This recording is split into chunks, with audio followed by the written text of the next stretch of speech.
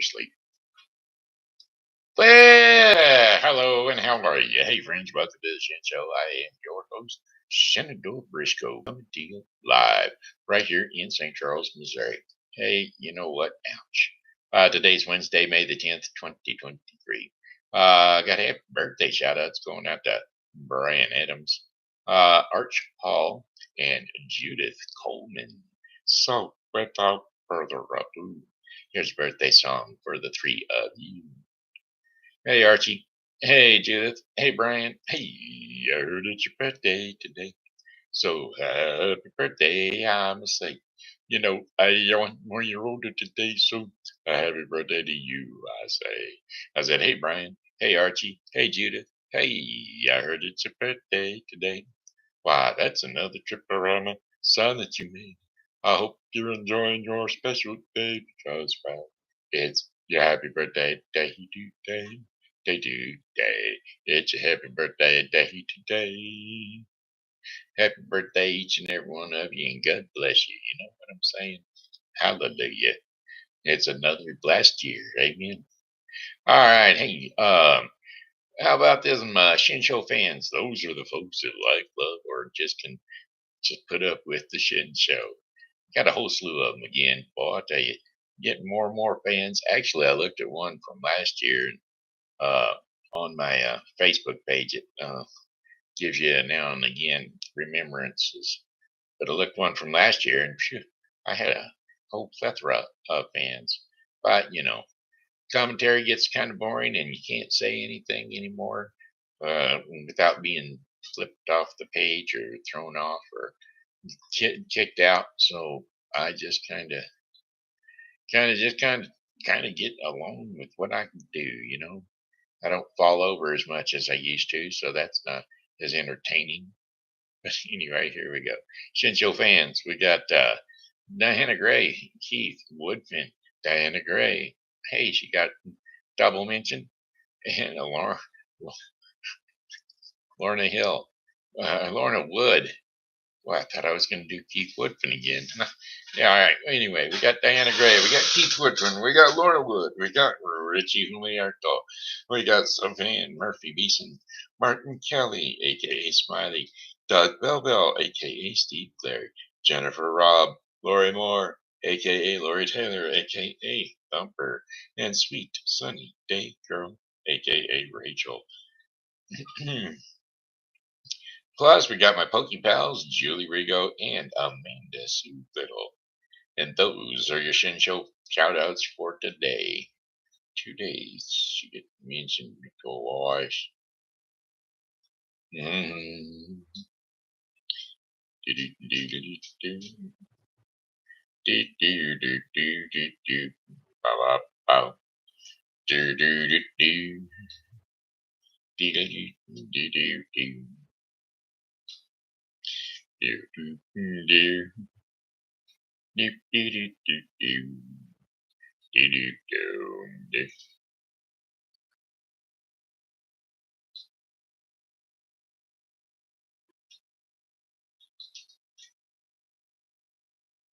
All right. Oh, what a wonderful night. We got the whole world in our hands. We got the whole wide world in our hands. Looks like a weather forecast coming up. How about it? Y'all ready for the weather? All right, here it is. Today's weather forecast. It's going to be brought to you today by Refreshing Word Fellowship Church.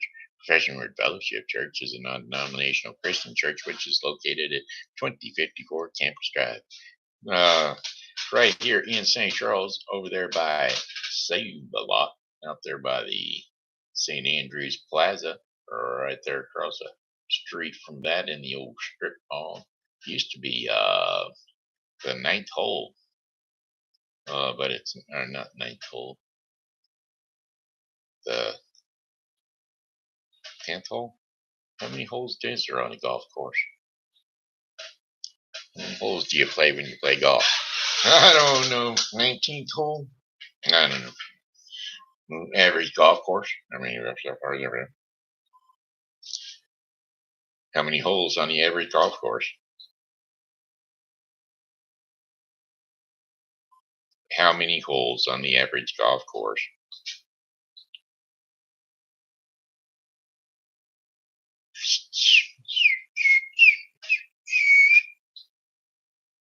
Broad Run Golf. 18. Right. Okay. So it was the 19th hole. You'd think that I would know that as much PGA as I watch, but anyway, the 19th hole bar used to be right there. It's no longer that. It's a church now. It's right across the street, though, from the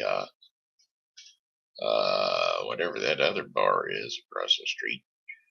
I can't remember what the bar is. Anyway, our weather forecast is it was a high of 83 degrees. It's that out there right now too, still shining. Boy, boy, boy, it was a wonderful, wonderful, wonderful day. I'll tell you, yesterday, man, I took a little trip on down to St. Charles. I went to the doctor and he gave me a whirl. Told me that I was going to be fine. All I had to do was a drink of some wine. Maybe not. Maybe not. He didn't say drink wine. No, he didn't. Well, what in the world? Okay, well, we're just going to do it there.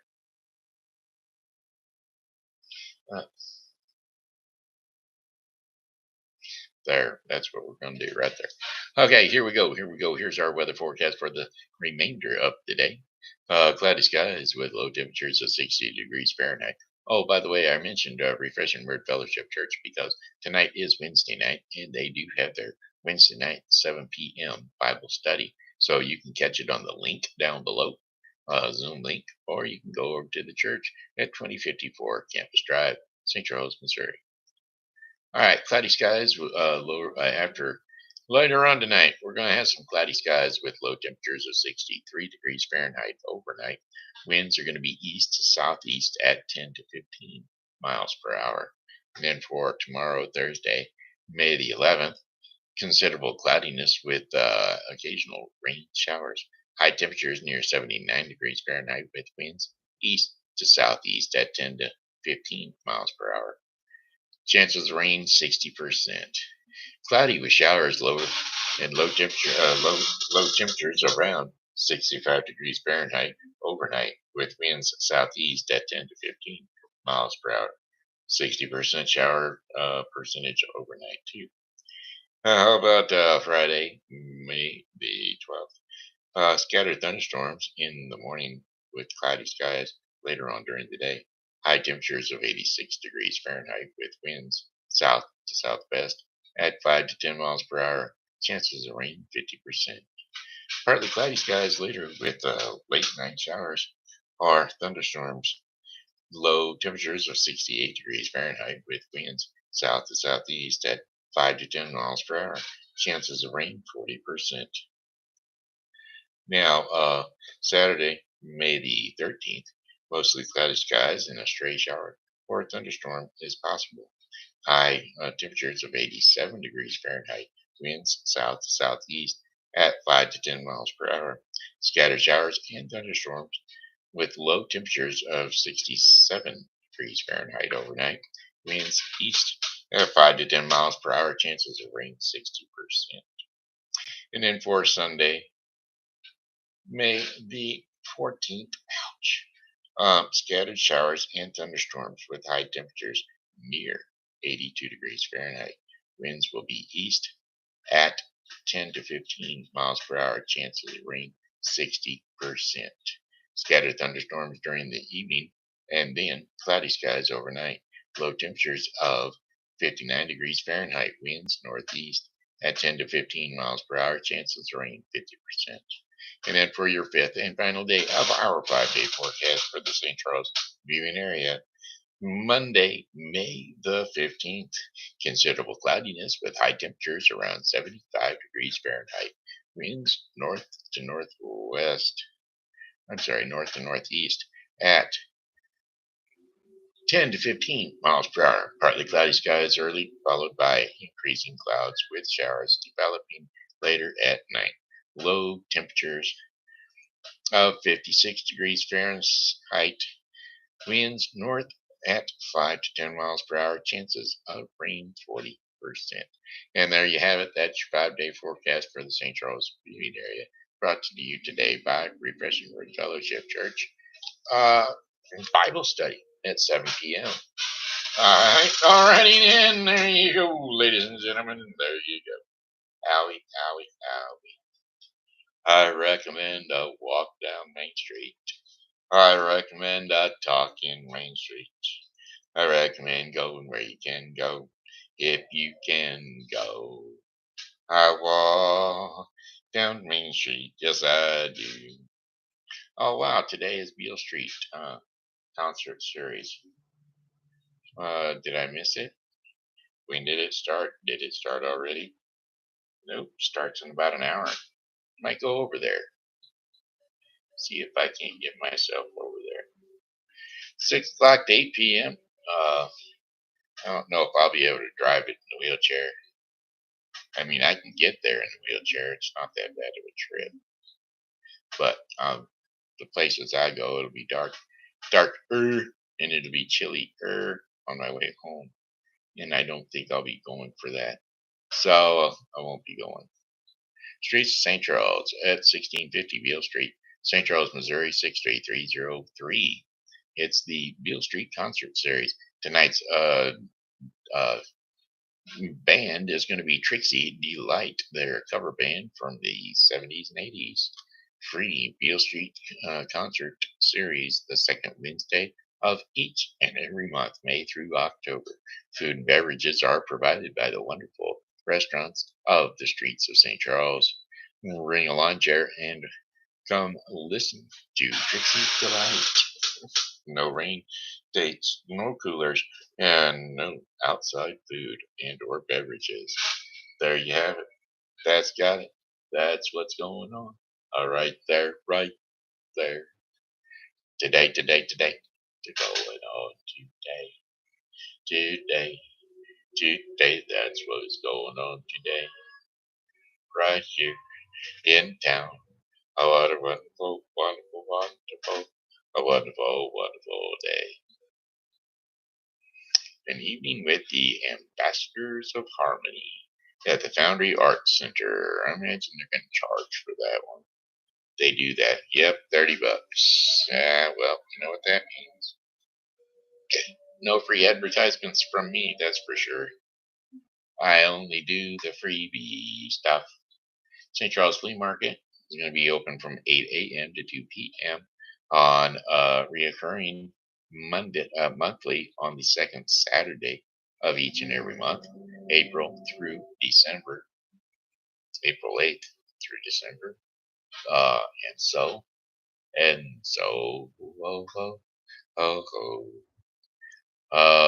December the 9th, that is. St. Charles City Hall parking garage, that's 200 North 2nd Street, below the Gold Building. That's right, come and visit the St. Charles Flea Market, a high-end flea market right in the heart of Old St. Charles. The market will be incorporate to the boutique style of Old St. Charles. So come on in, take a look, see, take a look around. It's all free, except for purchasing products. When you purchase stuff, it costs you because you just can't get it for free. Yeah, they don't give it away. Music on Main coming up on the 17th. That's Wednesday. They do that. They have that Music on Main from 5 p.m. to 7:30 p.m. Now those ones I'll go to because it's early enough in the evening for me to get down there and get back without getting too awful cold. Anyway, free concert, 5 p.m. to 7:30 p.m. May 17th. Join us in the third Wednesday of each and every month, May through September, from 5 p.m. to 7:30 p.m. in the 100 to 200 block of North Main Street, St. Charles, Missouri. Bring your lawn chairs and to the free outdoor concerts. Food and drink is available to purchase, and music by this month by Super Jam. So there you have it. That's all we're gonna do for today. For today, as far as what's going on here in town, we've got personality, a personality. I'm gonna take my listings off Craigslist. You just get too many flakes and kooks and whatever's from Craigslist. So I'm just going to go to next door, over to Facebook, buy, seller, trade, and those ranges. That sort of a deal, because I think they're just going to hopefully find a better quality of people. Uh, I don't know. I'm hoping. I'm really hoping, because well, it's just driving me nuts every time I think I've got somebody. I think I got somebody. I think they'll be just fine. But then, another thing goes, and they're no fine. I just keep hoping I got somebody. I hope they're fine. But it seems like every time they just don't turn out to be fine. Fine. They just don't turn out to be fine. Fine. All right. What to do, what. I said what to do, what. Oh, what to do, what. All right. Let's do, our daily bread. Now, let's do our, kids show. Yeah. It's time for TV Grandpa. All right. Hey kids, this is TV Grandpa. We're going to say, jump up on the couch or jump up on the bed, wherever it is you rest your sleepy little head. TV Grandpa is going to lull you off to sleep for an evening of relaxation. Yes, rest and relaxation with TV Grandpa. So crawl up on the couch and snuggle up next to Mom or Pop, and then just be ready for a story to begin. Here, after we find one, we're going to find a story. We're going to find one, Pop. We're going to find one, Pop. We're going to look each and every way. We're going to find one, Pop. Pop. We're going to find one, Pop. Pop. We're going to find. We're going to look each and every way. We're going to find one, Pop. We're going to find one, Pop. We're going to find one each and every day. We done Pinocchio yesterday. How about Aladdin and the Magic Lamp? Let's try him today. We're going to Kansas City. Oh, Kansas City, here we go. All right, Aladdin and the Magic Lamp, bedtime story for kids. Once upon a time, a young man's father died.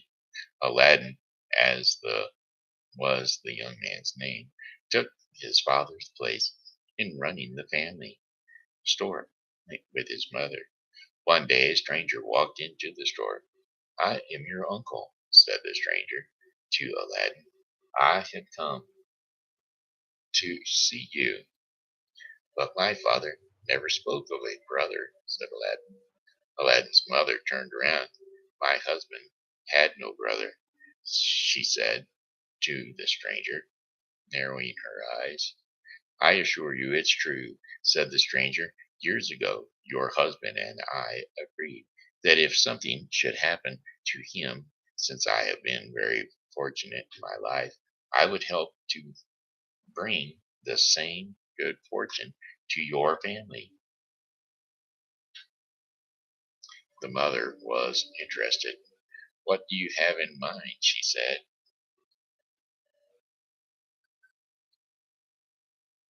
I know of a secret place that holds many riches, said the stranger. I will take your son with the wealth he will find there. You and he will be set for life. And so the mother agreed. And the old man and the boy traveled for days throughout the desert. At last they came to a cave. You must know that I learned a bit of magic in my life, said the old man to Aladdin. Don't be surprised by anything you might see. Well, they stepped inside the cave. Pitch black it was, and the old man shook open his fist, and a ball of light suddenly appeared, brightening the cave. They stepped inside the cave. Oh, brightening the cave. Sorry, brightening the cave. Under the light, with one long finger, he drew the shape of a circle over the ground. He pulled from his pocket some red dust and threw it over the circle, and at that same time said some magic words. The earth trembled a little before them, and the floor of the cave cracked open, and the cracks grew wider and deeper, and then up from below the ground rose a giant white quartz crystal, and it filled the circle. Do not be alarmed, said the magician. Under this giant white crystal lies a treasure that is to be yours. He chanted a few more magic words, and the giant crystal rose up several feet in the air and moved to the side and landed. Aladdin peered into the hole. He saw steps that led down to a dark hole. Fear nothing, said the magician to Aladdin, but only but obey me. Go down, and at the foot of the steps, follow the long hall. You will walk through a garden of fruit trees, and you must touch nothing of them. Walk on till you come to a large flat stone, and on that stone will be a lighted lamp. Pour out the oil in the lamp and bring it to me. Now go. Aladdin slowly stepped down the stairs through the garden of fruit trees, and marvelous to behold, and the trees held fruits that sparkled and shone, and he could not help but reach out and touch one. Then, too late, he remembered what the uncle had said, but nothing terrible happened, and so he figured he might as well put the fine jeweled fruit in his vest pocket. Then he plucked another and another jeweled fruit until all his pockets were filled. Aladdin came to the large flat stone, and on it was a lighted lamp, just as his uncle had said. He poured out the oil and took it back to the opening of the cave. Now Aladdin called out, "Here I am, uncle." The magician called out in a great hurry, "Give me the lamp." "Just as soon as I'm up," said Aladdin, wondering why the magician seemed in such a hurry. "No, give me the lamp now, give me the lamp," cried the old man, reaching down his hand. For you see, the only way the lamp could come out of the cave was as a gift from one person to another. The magician knew this, and he wanted it to get the lamp from the boy as soon as he could, and then kill him. Aladdin felt a chill in the air. Something was wrong. Somehow he knew he must not give up the lamp. "Let me up first," said Aladdin. "Then I will give you the lamp." The magician was furious. He fell into a rage, and he barked out more magic words, and the giant white quartz crystal rose up, hovered over the hole, and landed. All went dark below Aladdin, and Aladdin was trapped. For 2 days, Aladdin despaired. Why didn't I just throw over this old lamp? Who cares about it anyway? Whatever might have come of it It couldn't have been worse than this. What was I thinking? Rubbing the lamp, he moaned, "Oh, how I wish I could get out of here." At once, a huge genie rose up into the air. "You are my master," boomed out the genie. "Hmm, Was that your first wish? To get out of this cave? 3 wishes are yours to command." Aladdin's mouth fell open, amazed. He mumbled, "Yes, of course." More than anything, he wanted to get out of there and get out of that cave and go home.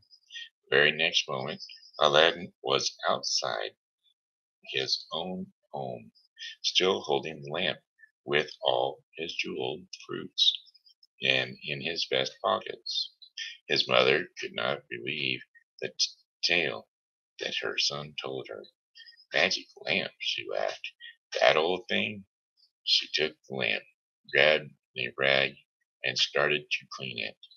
For there were really if there were really a genie in this old thing, I would say to it, "Genie, make a feast for my son and me, and serve it on plates of gold." You can imagine the mother's surprise.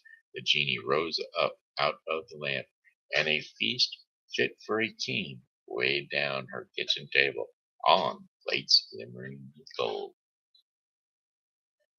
Mother and son enjoyed the feast like no other, and then the mother washed the solid uh, and sold the gold plates and bought necessary things to live. And from then on, Aladdin and his mother lived well. One day, Aladdin thought to himself, "Why think small? With my jeweled fruits, I could marry the princess and become the prince of this land." His mother laughed. "You can't just go to a palace with some fine gifts and expect to marry the princess." But Aladdin urged her to try, and they wrapped some of the jeweled fruits in silk cloth, and the mother went to the palace. The guard stopped her at once, but as she insisted she had something very valuable for the sultan, they let her in.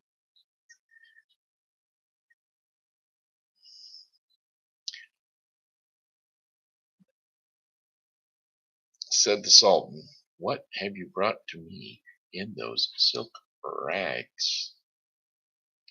She showed him the jeweled fruits. The sultan was impressed.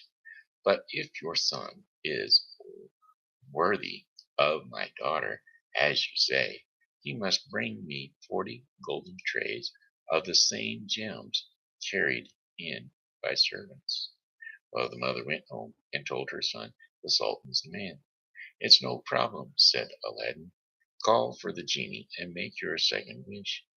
And so his mother rubbed the lamp and made her second wish. Before long, she was at the steps of the sultan's palace with 40 golden trays of the jeweled fruits carried in by so many servants. Now the sultan was pleased, but you cannot think this is enough to win the hand of my daughter, he said, "and too true, to truly win my favor, your son must build a golden palace for her and my daughter to live for him and my daughter to live in."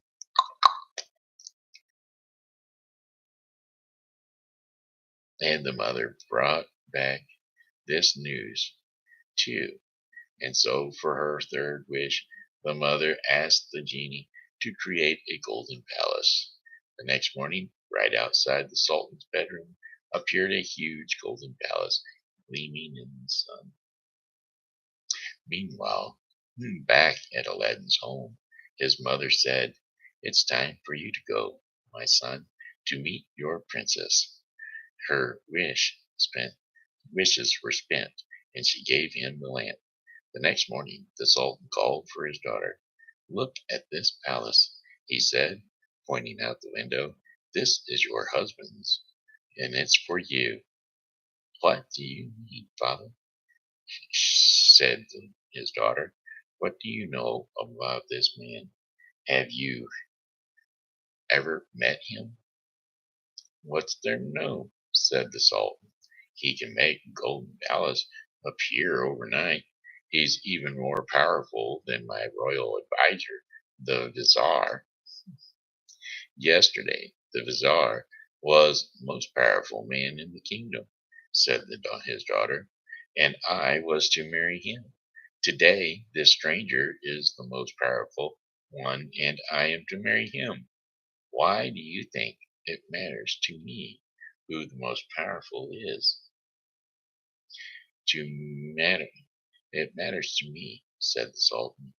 In a lower voice, he said, "Daughter, you're just excited to get such a fine husband." "I can't believe this." The princess threw her arms up in despair, and she left. In her dressing room, the princess groaned to Nadia, her royal lady in waiting, and she said, "My father is determined to marry me off, no matter what." "But, madame," said Nydia, "isn't this wonderful stranger an exciting and an excellent match for you?" The princess sighed, and she looked to her lady in waiting. "You don't know how lucky you are," she said. "I would rather live your life than to be handed off in this way." "And I would rather live yours," said Nadia. And the two of them stared at each other for a couple of moments, and they were about the same height, with the same colored hair, with all the servers, uh, scarves maidens like them wore. "Let's do it," they said together. And so the two of them changed clothes. Just then Aladdin was riding to the Sultan's palace on a white horse, ready to meet his bride. The Sultan warmly greeted him. "Stay here in my palace until the preparations for your wedding are complete," he said. Aladdin could not meet the princess until their wedding day. He caught a glimpse of Nadia from a distance, covered in scars, thinking she was the true princess. Aladdin, the Sultan, and everyone else in the palace waited with growing excitement for the wedding day. Now, except for the one person, the uncle magician who had left Aladdin trapped in the cave, was also the Sultan's Vizier. Now he had recognized the lad at once, and he knew there could be only one reason the young man could present all this magic to the Sultan. Aladdin must have escaped from the cave and with the lamp. "I will get my revenge," swore the Vizier. "If anyone is to have that lamp, it is me." By his magic, he could tell where Aladdin had hidden the lamp, and while Aladdin was sleeping, the Vizier crept in and took it. Now, in a quiet place, the Vizier made his first wish. "Genie, do I do as I say. I want you to take Aladdin's place to a faraway palace to a faraway place in the desert that no one can find." What if what the Vizier did not know was that very moment Nadia was exploring Aladdin's palace, and there is something else the Vizier did not know. The genie thought that the Vizier had commanded to be taken away also along with the palace, and so the genie sent the Vizier, the golden palace, and Nadia inside it, all together to the faraway place in the desert. Next morning the Sultan awoke and saw nothing outside his bedroom window, where was Aladdin's palace he had stood that day before. Well, the next moment, his servant rushed in, announcing that the princess had disappeared. Furious, he called for Aladdin. "What have you done?" You yelled, he yelled in rage. "Because of your magic tricks, I have lost my daughter. You must bring her back to me in 3 days, or it will cost you your head." Well, Aladdin thought he would simply use his second wish, and the genie would bring back the princess and the castle too. But his magic lamp was gone. He looked everywhere. In despair, Aladdin could do nothing but to leave the Sultan's palace on the white horse that he had rode in on. Sadly, he rode from town to town, but no one knew anything about a palace that had appeared overnight. No, not to mention one with a princess inside. You may wonder, where was the true princess all this time? Dressed as a servant girl, she had crept out of the palace the very day that she had switched clothes with Nadia down to the marketplace that she had gone, and there she met an aging merchant. This old merchant told her that he was tired from riding so many years from town to town selling his potions and perfumes. While the princess was dressed humbly, yet she still carried herself like royalty. She gained the confidence of the old merchant, and when she offered to ride his camel train for him and share what the camels she earned, he was delighted. Thus is how our princess found herself up cloppeting through the desert, selling potions and perfumes from town to town. 2 days passed, and Aladdin was no closer to finding his lost palace than he had been before he left the Sultan. Crouched in front of his tent, Aladdin held his head in his hands. What, what the sad face? Why the sad face? The princess was riding by, and she stopped her camel train. "Perhaps a potion will make you feel better." "No, thank you," said Aladdin. "The only thing that could help me is if I could bring back a princess and find my lost palace. You see, my palace vanished overnight to a place I know not where. The princess was probably inside it. Oh, this is an impossible task." "Maybe not," said the princess. "In my travels, I heard of a palace in the desert that appeared out of nowhere not long ago." "Really?" said Aladdin. He looked up. "Do you know where?" "I think so. I could take you there. If we left now, we could probably get there by morning." "I'd be so grateful," said Aladdin, and he left all the jeweled fruits with his mother except one. This he offered to the camel rider in its payment. "Oh, keep it," she said, with a wave of her hand. "It is no trouble. Bring your horse to ride alongside my camel." While riding through the night, the two of them spoke of many things. Aladdin marveled at the young lady's easy manner and generous spirit. He somehow knew she could be trusted before long.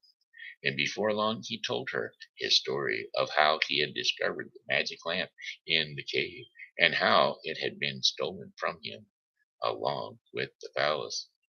As the morning light brightened, they were riding between two very tall walls of rock.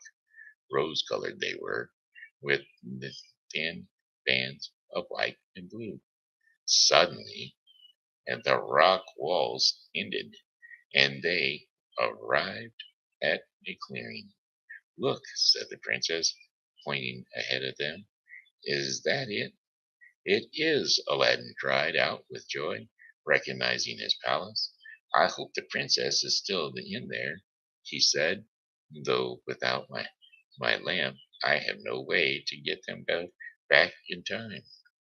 Just then, Nadia, who had been carried away along with the palace, as you no doubt remember, was looking out the window at the new guests. To her surprise, she recognized the rider of the camel train as none other than her beloved former mistress. She waved at them both to come to the front door. The servants let in the guests. Nadia took them to the drawing room, and she shut the door. She said, Mistress, how glad I am to see you. I am glad to see you too, Nadia. Aladdin was amazed. The two of them knew each other. But the princess only said to Nadia, Tell me, how do you find being a princess? At first, the gowns were marvelous, she said. Everything I dreamed of, and I liked it well enough, all the attention I got. But when I was carried away with this palace, the vizier came with it too. For the last 2 days, he has done nothing but fly about in a rage and smashing things. He locked me up in here. That's terrible, said the princess. There's more, said Nadia. He said with his lamp that tomorrow we'll return to the Sultan's land, and I will have to marry him.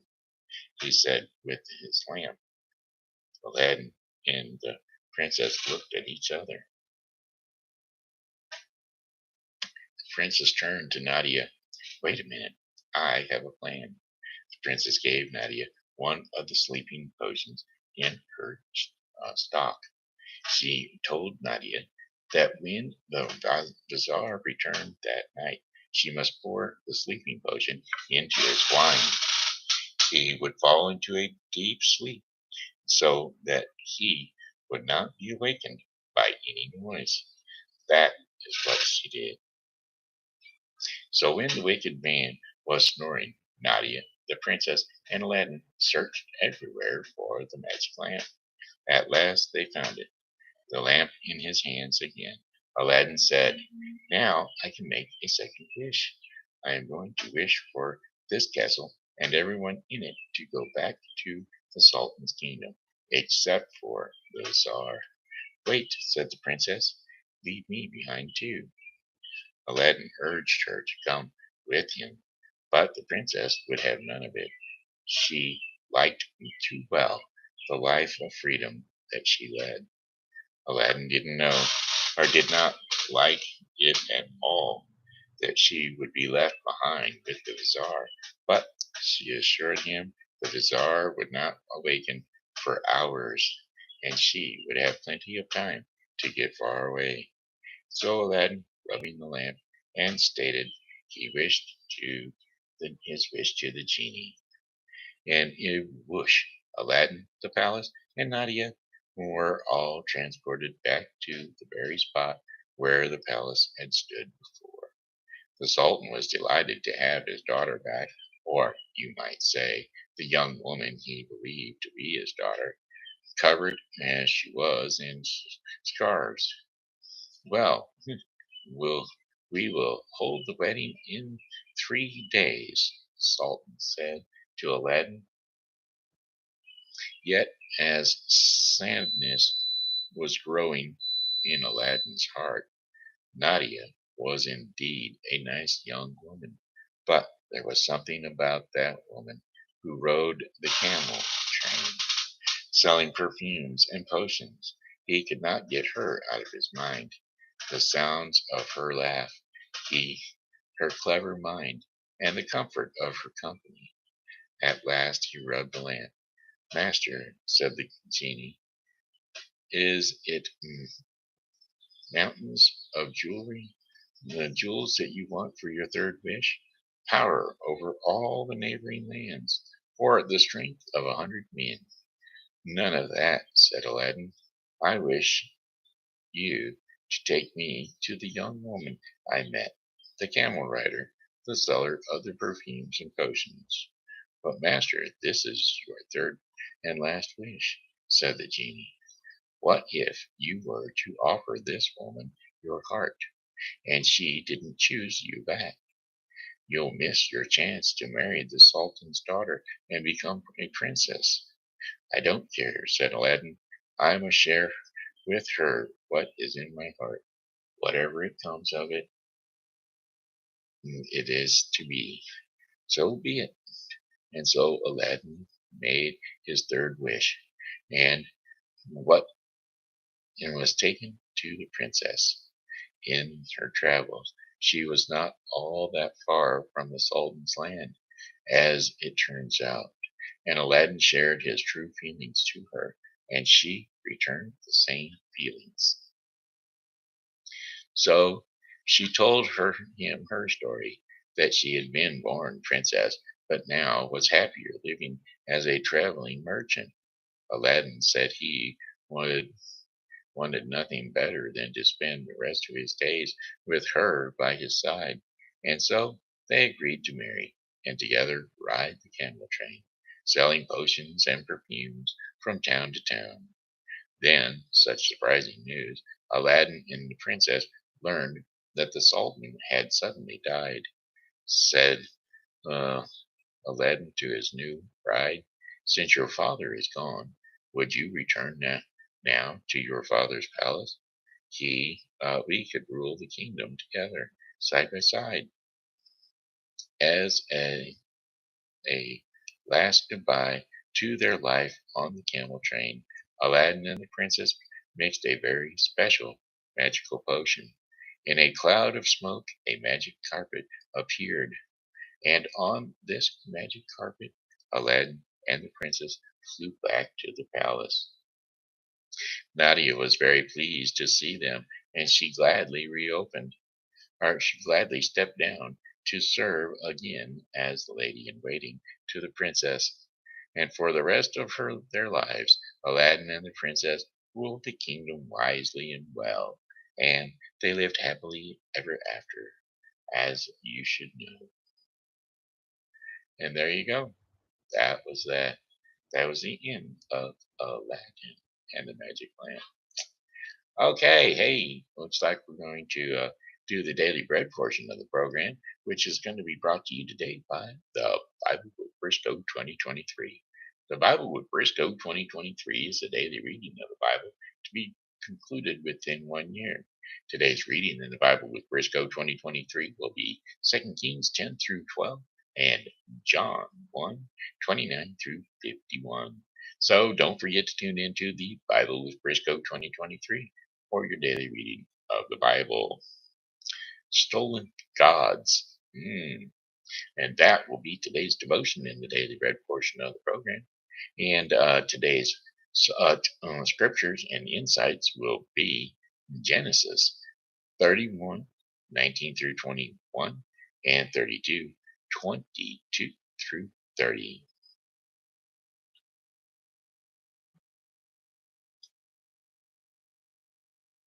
And so here we go. Genesis 31, 19 through 21.